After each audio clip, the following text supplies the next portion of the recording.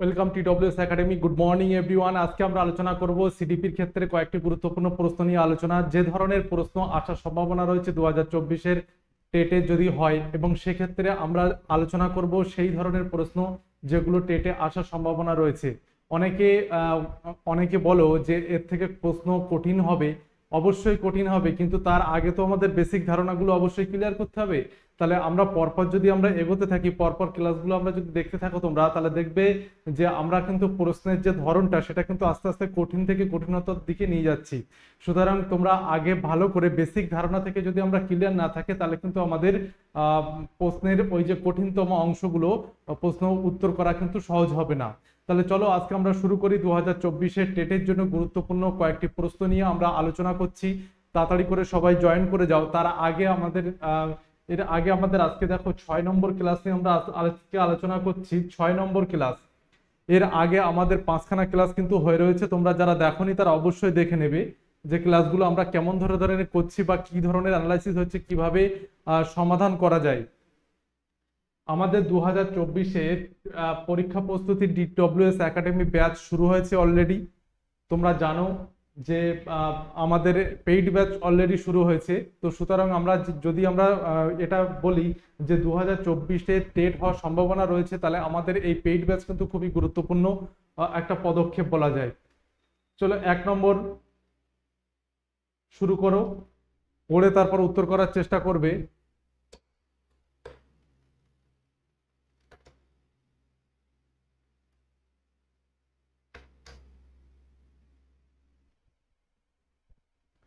ছাত্রদের ব্যক্তিত্ব বিকাশের জন্য একজন শিক্ষক শিক্ষিকা হিসাবে কোন ক্ষেত্রে আপনার বেশি নজর দেওয়া উচিত?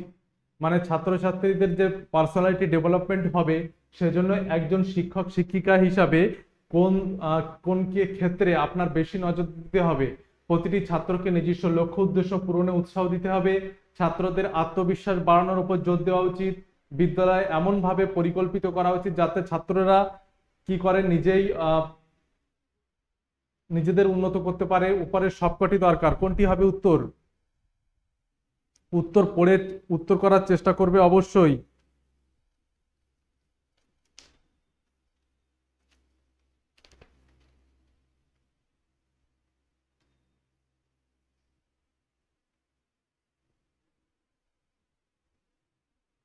দেখো উত্তর কি হবে।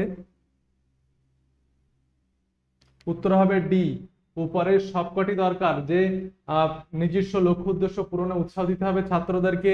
ছাত্রদের আত্মবিশ্বাস বাড়ানোর উপর জোর দিতে হবে। বিদ্যালয় জীবন এমন ভাবে পরিকল্পিত করতে হবে যাতে ছাত্ররা নিজেদেরই উন্নতি করতে পারে। ঠিক। তারপরে দেখো, শিশুদের স্মৃতি বলতে বোঝানো হয় কোনটি? শিশুদের স্মৃতি বলতে কোনটি বোঝানো হয়? উত্তর করো সবাই। শিশুদের স্মৃতি বলতে কোনটিকে বোঝানো হবে?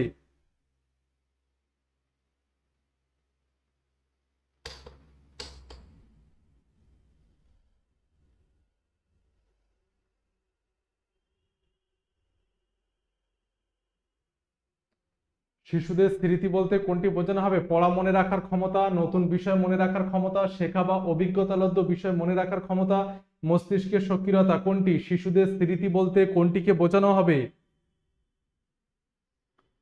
উত্তর কি হবে? উত্তর হবে দেখো, শেখা বা লব্ধ বিষয় মনে রাখার ক্ষমতা। শেখা বা লব্ধ বিষয় মনে রাখার ক্ষমতাকে শিশুদের স্মৃতি এটা বোঝানো হয়। যে শিশুদের স্মৃতি বলতে বোঝানো হয় যে শেখা বা অভিজ্ঞতা লব্ধ, যেটা আমরা শিশুরা শিখলো সেটা যদি সে ঠিকভাবে মনে রাখতে পারে, তাহলে আমরা বলবো যে ওটা স্মৃতি। এছাড়া দেখো অপশানে কি কি রয়েছে। পড়া মনে রাখার ক্ষমতা, নতুন বিষয় মনে রাখার ক্ষমতা, সবগুলোই এই দুটো বিষয়, এই দুটো অপশানও কিন্তু সঠিক। কিন্তু এই সি অপশনটা করি, যে শেখা বা অভিজ্ঞতালব্ধ বিষয় মনে রাখার ক্ষমতা, এটা কিন্তু আরো বেশি পারফেক্ট। তাই এটা আমরা করছি। তারপরে দেখো 3 নম্বরটা, টাইপ 1 শিখন কোন তত্ত্বকে বলা হয়? টাইপ 1 শিখন কোন তত্ত্বকে বলা হবে?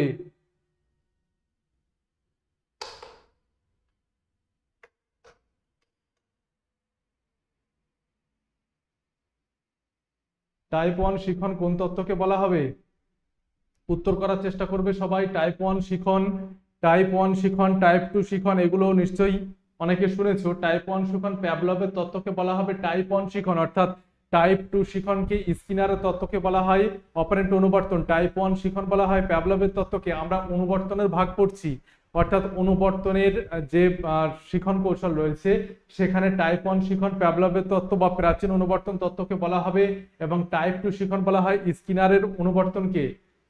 তারপরে দেখো কোন অর্থপূর্ণ শিখন প্রক্রিয়া নয়, কোনটি অর্থপূর্ণ শিখন প্রক্রিয়া নয়? পুনরাবৃত্তি, অনুশীলন, নির্দেশদান, পরিচালনা, অনুসন্ধান ও মিথস্ক্রিয়া, মুখস্থ করা ও পুনরুদ্রেক। কোনটি কোনটি অর্থপূর্ণ শিখন প্রক্রিয়া নয়?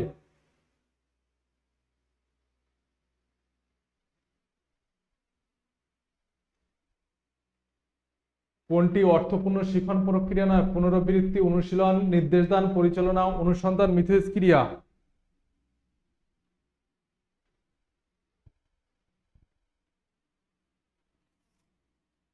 উত্তর করবে সবাই খাতার পাশে। আমি আগের দিনও বলেছিলাম যে আমরা যদি এটা মক টেস্ট হিসাবে নিই তাহলে আমরা প্রতিটা প্রশ্নের উত্তর করার নিজেরা চেষ্টা করব, তারপরে আমি যেখানে উত্তর করছি সেটা সঠিক বা ভুল বা সেক্ষেত্রে নিজেদের যাচাই করে নিয়ে সেখানে কাটা বা রাইট চিহ্ন দিবে। তারপরে দেখো মুখস্থ করা বা পুনরুদ্রেক, এটাকে আমরা বলবো যে অর্থপূর্ণ শিখন প্রক্রিয়া নয়, কারণ আমরা সিডিপির ক্ষেত্রে জানি মুখস্থ বিদ্যাটা সিডিপি সবসময় পরিত্যাগ করে, অর্থাৎ মুখস্থ করা ও পুনরুদ্রেক এটা অর্থপূর্ণ শিখন প্রক্রিয়া হবে না। শিশুদের ভুলভ্রান্তি নিচের কোনটিকে নির্দেশ করে? শিশুদের ভুলভ্রান্তি নিচের কোনটিকে নির্দেশ করে? ভুল সংশোধন করে তাহা বারংবার অনুশীলন, ভুলভ্রান্তি শিখনের একটা দিক, শিশু চিন্তনের অন্তর্দৃষ্টি, শিক্ষণ প্রক্রিয়ায় গুরুত্বহীন অমনোযোগী শিশুদের চিহ্নিতকরণ। শিশুদের ভুলভ্রান্তি নিচের কোনটিকে নির্দেশ করবে?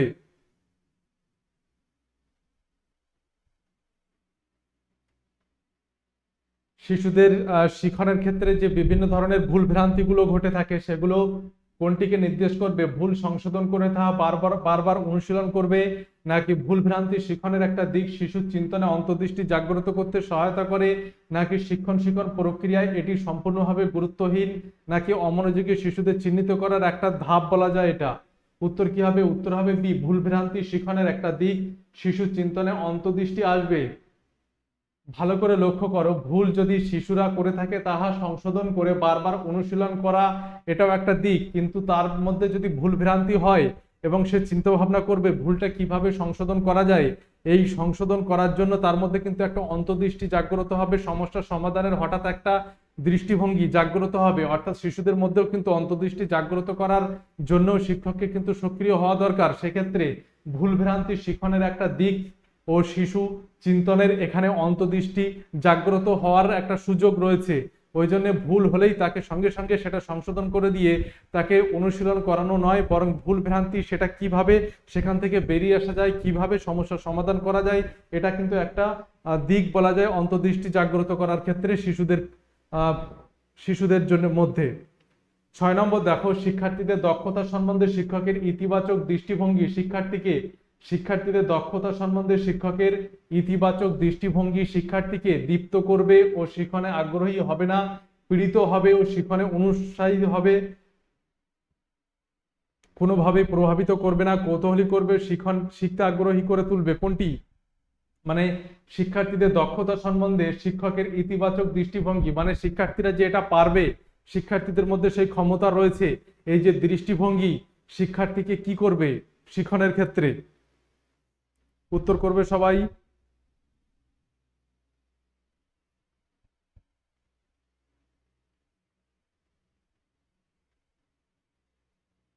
উত্তর কি হবে? উত্তর হবে দেখো কৌতূহলী করবে ও শিখতে আগ্রহী করে তুলবে, কৌতূহলী করবে ও শিখতে আগ্রহী করে তুলবে, কারণ শিক্ষার্থী দক্ষতা সম্বন্ধে শিক্ষকের ইতিবাচক দৃষ্টিভঙ্গি রয়েছে, অর্থাৎ শিক্ষার্থী যে এই সমস্যার সমাধানটা পারবে সেটা শিক্ষক জানে এবং উৎসাহী করে, তাহলে শিক্ষার্থীকে সেই জায়গাটা কৌতূহলী করবে এবং শিখতে আগ্রহী করে তুলবে। 7 নম্বর দেখো, একজন শিশু কিভাবে মাতৃভাষা শেখে? লেখার মধ্য দিয়ে, প্রথাগত শিক্ষা পদ্ধতিতে, শোনার মধ্য দিয়ে, বলার মধ্য দিয়ে। একজন শিশু কিভাবে মাতৃভাষা শিখবে, অর্থাৎ তার ছোট ছোট্ট বয়স থেকে যে কি ধরনের মাতৃভাষা কিভাবে শিখবে?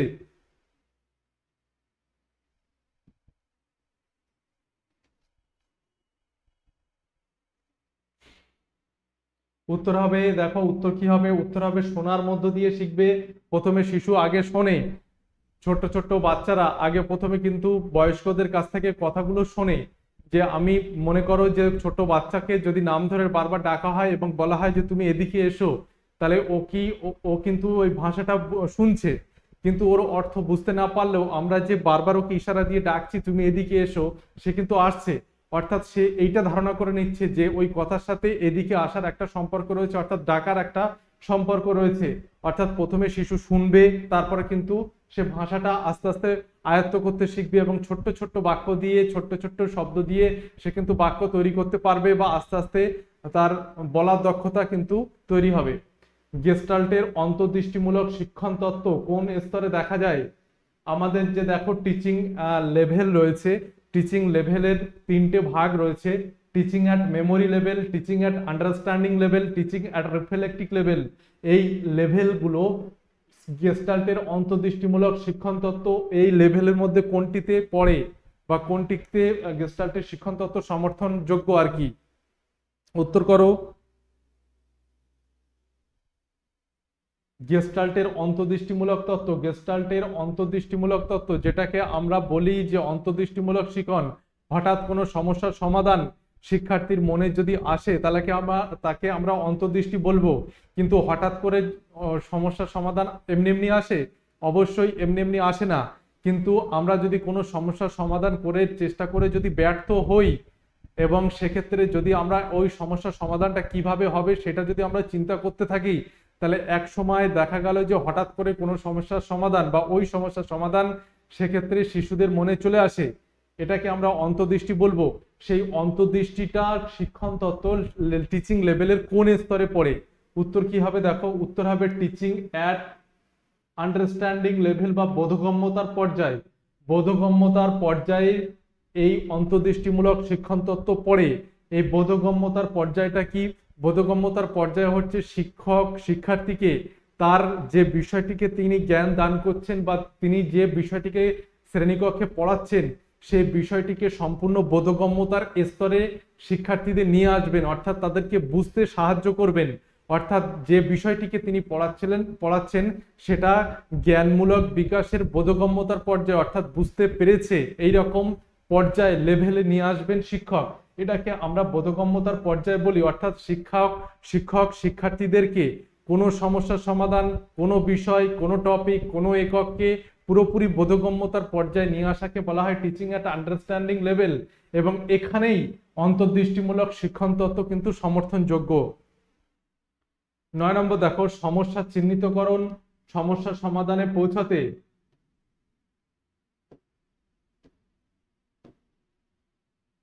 সমস্যা চিহ্নিতকরণ সমস্যা সমাধানে পৌঁছাতে সাহায্য করে শিক্ষক শিক্ষণের কোন স্তরে? মানে সমস্যা চিহ্নিতকরণ করা হলো সমস্যাকে, এবং তার সমাধানে পৌঁছাতে মানে সমস্যা যে অনেকগুলো, মানে মনে করো যে একটা টপিক রয়েছে, একটা প্রজেক্ট রয়েছে, সেখানে কোন সমস্যাটা নিয়ে কাজ করা হবে সেই যে চিহ্নিতকরণ এবং সমাধানে পৌঁছানো শিক্ষক শিক্ষণের কোন স্তরে দেখা যায়, শিক্ষক শিক্ষণের কোন স্তরে এটা আমরা দেখতে পাবো? সমস্যা চিহ্নিতকরণ এবং সমাধানে পৌঁছাতে কোনটি হবে বলো? আমাদের এগুলো হচ্ছে টিচিং লেভেলের এক একটা পর্যায়। টিচিং লেভেলের এক একটা পর্যায় হচ্ছে এইগুলি।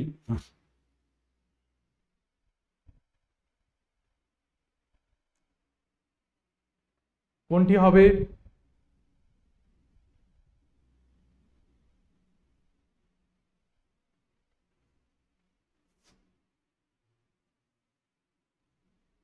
উত্তর কি হবে দেখো, টিচিং অ্যাট রিফ্লেক্টিভ লেভেল। উত্তর হবে টিচিং অ্যাট রিফ্লেক্টিভ লেভেল বা প্রতিফলন পর্যায়ের মধ্যে পড়ছে এটা। কারণ কি? কারণ হচ্ছে সমস্যা চিহ্নিতকরণ সমাধানে পৌঁছানো, সমস্যা চিহ্নিতকরণ সমাধানে পৌঁছানো এগুলো হচ্ছে এক একটা প্রতিফলন পর্যায়ে। অর্থাৎ টিচিং লেভেলের সর্বোচ্চ পর্যায়ে বলা যায় প্রতিফলন পর্যায়। সেখানে সমস্যা চিহ্নিতকরণ সমাধানে পৌঁছাতে বিভিন্ন ধরনের সমস্যামূলক কাজগুলো কিন্তু শিক্ষার্থী নিজে থেকেই করতে আরম্ভ করে, এটাকে আমরা প্রতিফলন পর্যায়ে বলবো। 10 নম্বর দেখো, কোন স্তরে শিক্ষার্থীরা অধিক স্বাধীনতা উপভোগ করে? কোন স্তরে শিক্ষার্থীরা কোনো সমস্যার সমাধান, কোনো একক নিয়ে আলোচনা, কোনো সমস্যার বা প্রজেক্ট নিয়ে কাজ করার সময় কোন স্তরে অধিক স্বাধীনতা উপভোগ করে? উত্তর কি হবে? কোন স্তরে শিক্ষার্থীরা, টিচিং লেভেলের কোন স্তরে শিক্ষার্থীরা অধিক স্বাধীনতা উপভোগ করবে? উত্তর কি হবে?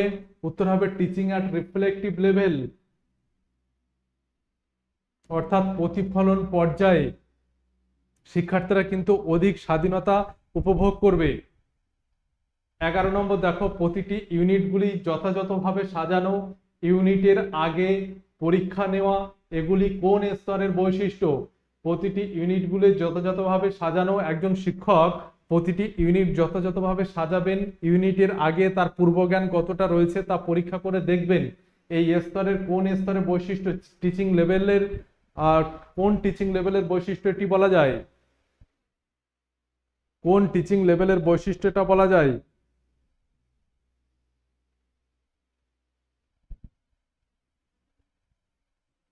ভালো করে লক্ষ্য করো, প্রতিটি ইউনিটগুলি যথাযথভাবে সাজানো, ইউনিটের আগে পরীক্ষা নেওয়া, এগুলো হচ্ছে টিচিং অ্যাট আন্ডারস্ট্যান্ডিং লেভেল বা বোধগম্যতার পর্যায়ে শিখন বলা যায়।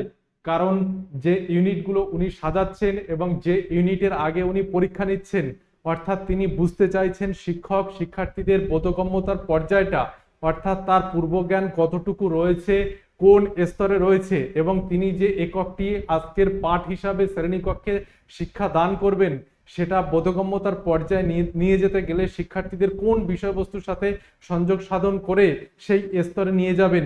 এখানে শিক্ষককে নিজের বোঝার জন্য বা শিক্ষার্থীদের লেভেলটা বোঝার জন্য এগুলো করা হয়, অর্থাৎ টিচিং অ্যাট আন্ডারস্ট্যান্ডিং লেভেল, বোধগম্যতার পর্যায়ে শিখন। 12 নম্বর দেখো, কোনটি উৎপাদনমূলক দক্ষতা শ্রেণীর মধ্যে পড়ে? প্রোডাক্টিভ স্কিলের মধ্যে পড়ে কোনটি? একদম সহজ উত্তর করবে, অনেকে আবার এটা গুলিয়ে ফেলে। উত্তর কি হবে? দেখো, উত্তর হবে বলা ও লেখা। বলা ও লেখা উৎপাদনশীল দক্ষতার মধ্যে এগুলো কিন্তু পড়ে, উৎপাদনশীল দক্ষতার মধ্যে এগুলো পড়ে। 13 নম্বর দেখো, ভাষা শিক্ষার ক্ষেত্রে কোনটি সবচেয়ে বেশি গুরুত্বপূর্ণ? ভাষা শিক্ষার ক্ষেত্রে কোনটি সবচেয়ে বেশি গুরুত্বপূর্ণ? ভাষা শিক্ষার ক্ষেত্রে কোনটি সবচেয়ে বেশি গুরুত্বপূর্ণ হবে? বই পড়া, নাটক বা সিনেমা দেখা, টিএলএম এর ব্যবহার, সামাজিক মেলামেশা, কোনটি সবচেয়ে গুরুত্বপূর্ণ হবে? উত্তর হবে দেখো, উত্তর হবে সামাজিক মেলামেশা বা সামাজিক মিথস্ক্রিয়ার মধ্য দিয়ে শিশুর কিন্তু ভাষা শিক্ষার ক্ষেত্রে সবচেয়ে বেশি গুরুত্বপূর্ণ এটি। কারণ ভাষা শিক্ষার ক্ষেত্রে সমাজের সাথে যদি না মেলামেশা করে, অর্থাৎ সমাজের বিভিন্ন মানুষের সাথে যদি মিথস্ক্রিয়া না করে, ভাষার আদান প্রদান না করে, তাহলে সেক্ষেত্রে কিন্তু সামাজিক যে ভাষাগুলো রয়েছে বা ভাষা শিক্ষার ক্ষেত্রে কিন্তু একটা পিছিয়ে পড়ার সম্ভাবনা রয়েছে। শুধুমাত্র নাটক, শুধুমাত্র টিএলএম, শুধুমাত্র বই পড়া, এগুলো কোনোটাই কিন্তু হয় না যেটা আমাদের সামাজিক মেলামেশার মাধ্যমে হয়। 14 নম্বর দেখো, গভীর পর্যবেক্ষণ ও চিন্তনের স্তর কোনটি? খুবই গুরুত্বপূর্ণ। গভীর পর্যবেক্ষণ অর্থাৎ গভীরভাবে পর্যবেক্ষণ করা এবং গভীরভাবে চিন্তা করা কোনো সমস্যা সমাধানের ক্ষেত্রে বা কোনো প্রজেক্টের ক্ষেত্রে, সেক্ষেত্রে আমরা টিচিং লেভেলের কোন স্তরটাকে আমরা বলবো যে এটা গভীর পর্যবেক্ষণ বা চিন্তনের স্তর? কোনটিকে বলবো আমরা? Teaching at memory level, teaching at understanding level, teaching at reflective level, কোন স্তরে আমরা বলবো যে গভীর পর্যবেক্ষণ ও চিন্তনের স্তর এটি? কোনটিকে আমরা বলবো? উত্তর কি হবে? উত্তর হবে দেখো, গভীর পর্যবেক্ষণ চিন্তনের স্তর হচ্ছে টিচিং অ্যাট রিফ্লেক্টিভ লেভেল বা প্রতিফলন পর্যায়ে শিখন। এটাকে বলা হয় গভীর পর্যবেক্ষণ ও চিন্তনের স্তর, এটা যে টিচিং অ্যাট রিফ্লেক্টিভ লেভেল বা প্রতিফলন পর্যায়ে শিখন। কারণ এখানে এটা আমি এর আগে বলেছিলাম, টিচিং অ্যাট রিফ্লেক্টিভ লেভেলটা হচ্ছে শিক্ষণের সর্বোচ্চ পর্যায়, অর্থাৎ এখানে শিক্ষার্থী চিন্তা ভাবনা করবেন এবং সমস্যার সমাধান করবেন এবং বিভিন্ন ধরনের বিশ্লেষণাত্মক চিন্তা ভাবনা দিয়ে তিনি সমস্যার সমাধান করবেন, অর্থাৎ এখানে প্রতিফলন পর্যায় শিক্ষণ হচ্ছে গভীর পর্যবেক্ষণ ও চিন্তনের স্তর। 15 নম্বর দেখো, যে গল্প ইতিপূর্বে ছাত্ররা পড়েছে, মনে করো একটা গল্প ছাত্ররা আগে পড়ে ফেলেছে এবং তার আবার বলতে বলা শিক্ষককে যা নির্ধারণ করতে সাহায্য করবে তা হলো, মানে যে গল্প শিক্ষার্থীরা পড়েছে এবং শিক্ষক শ্রেণীকক্ষে এসে বললেন যে এই গল্পটা আমাদেরকে আবার শোনাও, তাহলে শিক্ষার্থীকে এখানে কি নির্ধারণ করতে বলা হচ্ছে?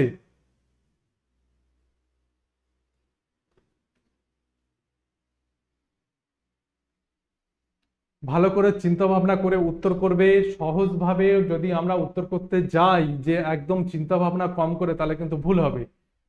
একটু চিন্তা ভাবনা করে উত্তর করার চেষ্টা করো, তাহলে কিন্তু উত্তরের সঠিক রেশিও কিন্তু ভালো হবে।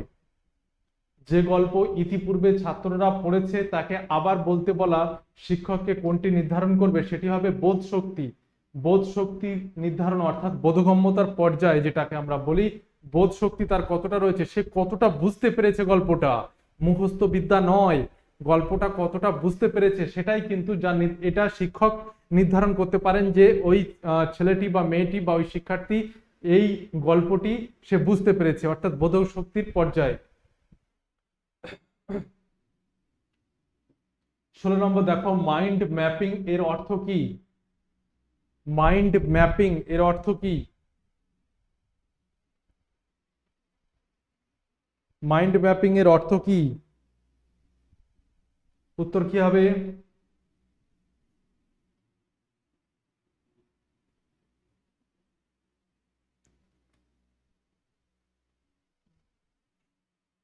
উত্তর হবে, দেখো, উত্তর হবে শিশুর মানসিক ধারণা তৈরির ব্যবস্থা করা, অর্থাৎ কোনো বিষয়ে শিক্ষার্থীর একটা মানসিক ধারণা কনসেপ্ট দেওয়া, সেটাকে আমরা মাইন্ড ম্যাপিং বলা হয়।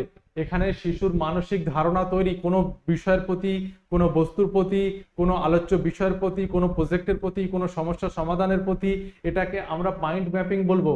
17 নম্বর দেখো, যে পাঠে পাঠকের আনন্দকারী পাঠ্য বই ও সাধারণ পাঠ দক্ষতার বিকাশ কৌশলকে অন্তর্ভুক্ত করা হয় তা হলো, যে পাঠে পাঠকের আনন্দকারী পাঠ্য বই ও সাধারণ পাঠ দক্ষতার বিকাশ কৌশলকে অন্তর্ভুক্ত করা হয় তা হলো পূর্ব পাঠ, উত্তর পাঠ, নিবিড় পাঠ, বিস্তারিত পাঠ।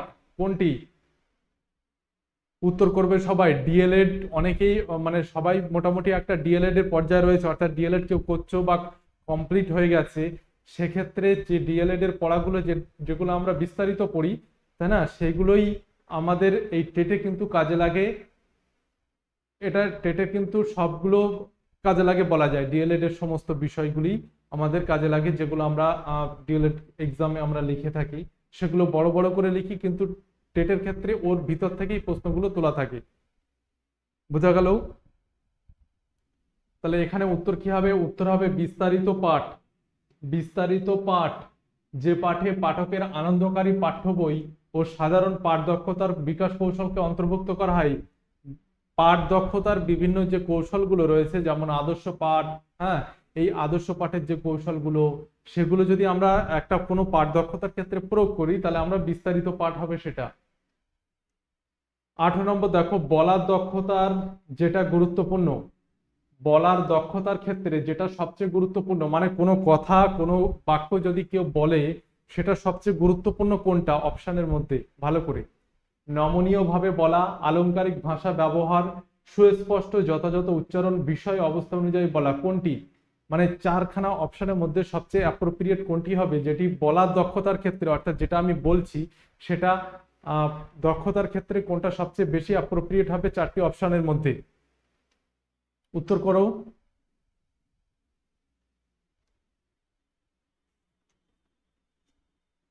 উত্তর হবে, দেখো, বলার দক্ষতার ক্ষেত্রে যেটা সবচেয়ে বেশি গুরুত্বপূর্ণ সেটা হচ্ছে অপশন ডি, বিষয় বিষয় অবস্থা অনুযায়ী বলা।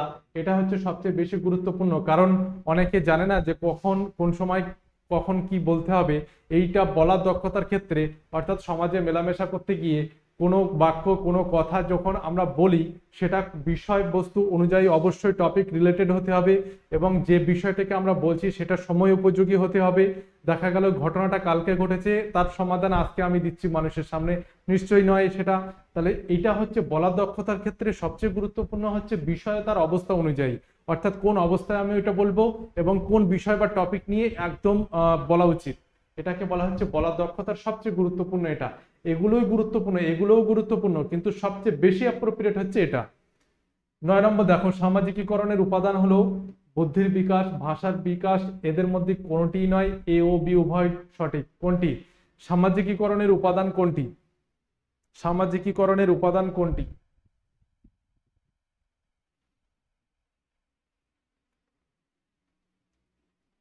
উত্তর কি হবে? উত্তর হবে এ ও বি উভয় সঠিক, অর্থাৎ বুদ্ধির বিকাশ, ভাষার বিকাশ দুটোই হওয়া দরকার সামাজিকীকরণের ক্ষেত্রে। 20 নম্বর দেখো, বিদ্যালয় শিশু সম্মেলন সংগঠিত করার ফল কি?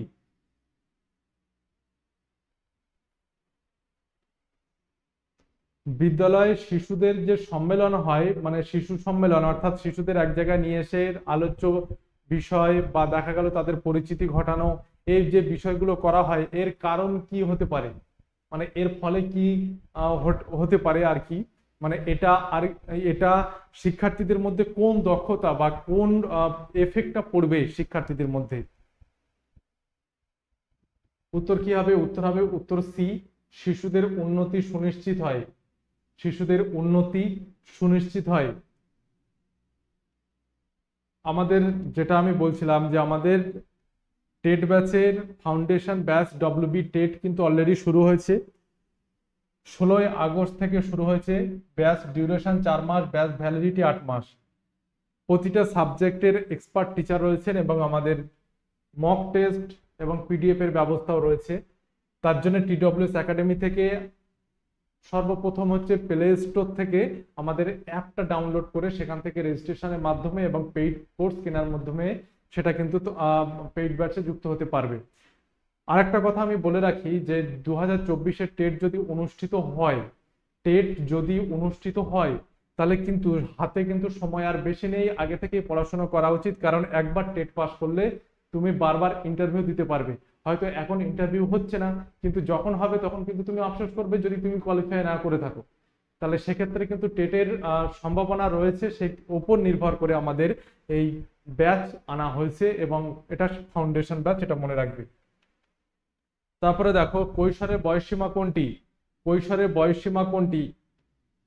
13 থেকে 18 বছর, 20 থেকে 25 বছর, 6 থেকে 12 বছর, 4 থেকে 7 বছর। উত্তর কি হবে? কৈশোরের বয়সসীমা কোনটি? কৈশোরের বয়সসীমা হচ্ছে 13 থেকে 18 বছর। পরেরটা দেখো, কোনটি সামগ্রিক মূল্যায়নের বৈশিষ্ট্য? কোনটি সামগ্রিক মূল্যায়নের বৈশিষ্ট্য? সামগ্রিক মূল্যায়নের বৈশিষ্ট্য কোনটি? উত্তর করবে।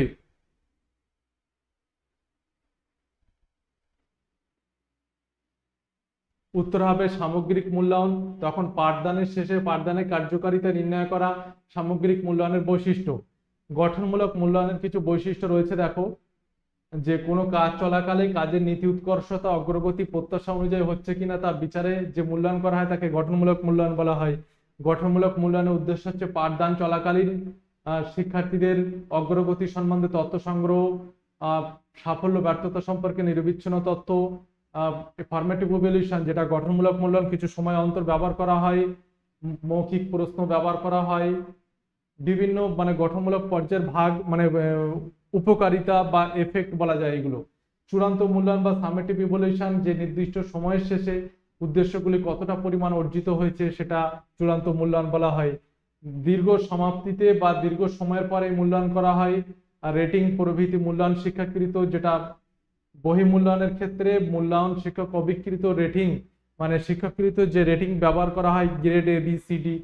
পাঠদানের কার্যকারিতা সম্পর্কিত তথ্য এর মাধ্যমে সংগ্রহ করা হয়, কোর্সের উদ্দেশ্যের যথার্থতা এগুলো নির্ধারণ করা হয়। 23 নম্বর দেখো, শৈশব এবং বয়স্কদের আবেগের মধ্যে মৌলিক পার্থক্য কোনটি? শৈশব এবং বয়স্ককাল এদের মধ্যে আবেগের মধ্যে মৌলিক পার্থক্য কোনটি? আবেগ বা ইমোশনের মধ্যে মৌলিক পার্থক্য কোনটি হবে?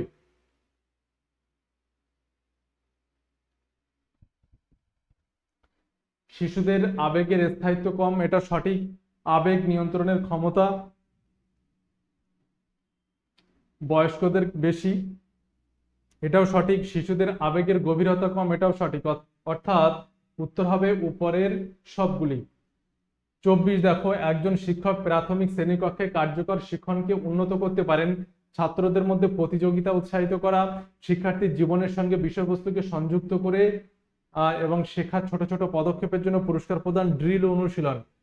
কি বলা হচ্ছে? শিক্ষক প্রাথমিক শ্রেণীকক্ষে কার্যকর শিখন যদি দিতে হয় তাহলে অবশ্যই মনে রাখবে শিক্ষার্থীর জীবনের সঙ্গে বাস্তব বিষয়কে, অর্থাৎ শিক্ষার্থীর জীবনের সঙ্গে যে বিষয়বস্তু শ্রেণীকক্ষে আলোচনা করা হচ্ছে সেটা সংযুক্ত করা, অর্থাৎ সমষ্টি ঘটানো, সংযোগ ঘটানো, এটা করলে কিন্তু কার্যকর শিখন হবে। 25 নম্বর দেখো, শিক্ষাগত পারদর্শিতার পার্থক্যের কারণ কি? বুদ্ধি, প্রবণতা, পাঠঅভ্যাস। শিক্ষাগত পারদর্শিতার পার্থক্যের কারণ হচ্ছে উপরের সবগুলি, অর্থাৎ বুদ্ধিও দরকার, প্রবণতা, পাঠ অভ্যাস, এগুলো কিন্তু শিক্ষাগত পারদর্শিতার বিভিন্ন ক্ষেত্রে দুটো শিক্ষার্থীর মধ্যে পারদর্শিতার মধ্যে পার্থক্য ঘটিয়ে দেয় এইগুলো। 26 নম্বর দেখো, শিক্ষার্থীদের শিখন প্রস্তুতি সম্পর্কে প্রশ্ন করার প্রধান উদ্দেশ্য কি? শিক্ষার্থীদের শিখন প্রস্তুতি সম্পর্কে প্রশ্ন করার প্রধান উদ্দেশ্য কি, অর্থাৎ শিখন প্রস্তুতি তার কতটা হয়েছে বা কি ধরনের হয়েছে সেটা প্রশ্ন করার উদ্দেশ্য কোনটি হবে? কোনটি হবে উত্তর? যে বিষয়ে শিক্ষা দান করা হবে সে বিষয়ে তার অর্জিত জ্ঞান সম্পর্কে যে ধারণা করা, অর্থাৎ শিক্ষার্থীদের শিখন প্রস্তুতি সম্পর্কে কোনো বিষয় বা শ্রেণীকক্ষে যখন আলোচনা করা হচ্ছে তার পূর্বজ্ঞান, যে তার পূর্বজ্ঞানটা শিক্ষকরা জানতে চান, এর কারণ হচ্ছে তার অর্জিত জ্ঞান সম্পর্কে ধারণা করা।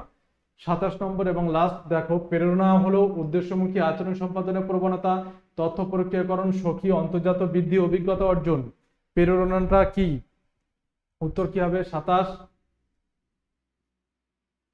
প্রেরণা হলো উদ্দেশ্যমুখী আচরণ সম্পাদনের প্রবণতা, এটা হচ্ছে প্রেরণা, অর্থাৎ কোনো কাজের প্রতি প্রেরণা। আমরা বলি না যে আমরা অনুপ্রেরণা পেলাম, অর্থাৎ কোনো উদ্দেশ্যমুখী আচরণ সম্পাদনের প্রবণতার জন্য আমাদের প্রেরণা আমাদের ভিতর থেকে চলে আসে বা আমরা অনুপ্রেরণা নিই, সেটাকে আমরা বলে থাকি। আবারও বলছি, TWS একাডেমি অ্যাপে আমাদের পেইড ব্যাচ, ফাউন্ডেশন ব্যাচ শুরু হয়েছে। তোমরা যারা নাওনি তারা অবশ্যই জয়েন করে যাও, উপকার কিন্তু তোমাদেরই হবে। আজকে পর্যন্ত, পরবর্তীতে আবার দেখা হচ্ছে। আমাদের এই যে আলোচনাগুলো, সেই আলোচনাগুলো আস্তে আস্তে কিন্তু আমরা কঠিন দিকে নিয়ে যাব।